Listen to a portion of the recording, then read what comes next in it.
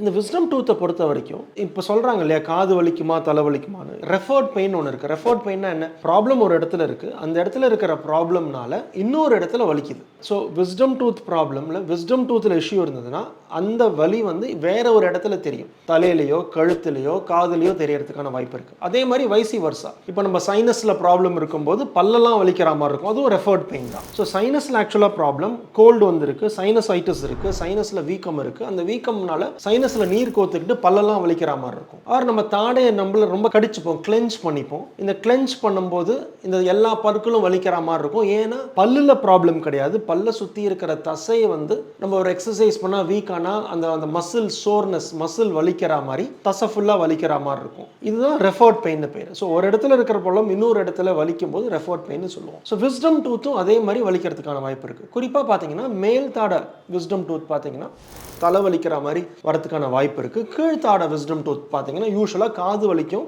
கழுத்தும் தலையோட பின்புறமும் வலிக்கிறதுக்கான வாய்ப்பு இருக்குது. இது வந்து பல் முளைக்கும் போது பற்களில் மட்டும் வலி இல்லாமல் சுற்றி இருக்கிற ஏரியாவில் வரத்துக்கான வாய்ப்பு இருக்குது. பல் முளைச்சதுக்கப்புறம் பல் சொத்தையாயிடுச்சு அப்படின்னா இந்த பல் சொத்த பல்லுனாலையும் வலிக்கிறதுக்கான வாய்ப்பு இருக்குது. ஏன்னா சுற்றி இருக்கிற நரம்பெல்லாம் பார்த்தீங்கன்னா இந்த மெயின் பிரான்ச் வந்து ஒரு பர்டிகுலர் நர்வ்லேருந்து பிரான்ச் ஆகி வரும். இந்த பிரான்ச் ஆகி வரும்போது ஒரு பிரான்ச்சில் இருக்கிற அந்த சென்சேஷன் வந்து இன்னொரு பிரான்ச் மூலமாக தெரியறதுக்கான வாய்ப்பு இருக்குது. இதுதான் ரெஃபர்ட் பெயின்.